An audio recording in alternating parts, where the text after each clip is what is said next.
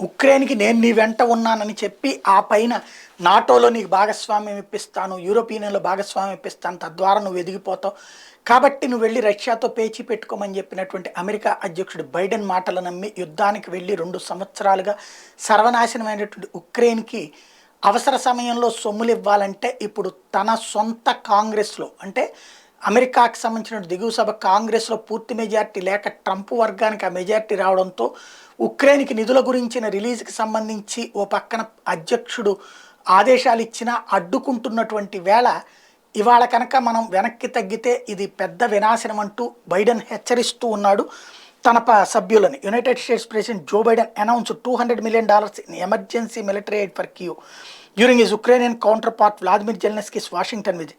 The amount, however, is nothing compared to the $60 billion aid package that Biden is struggling to get US Congress approval.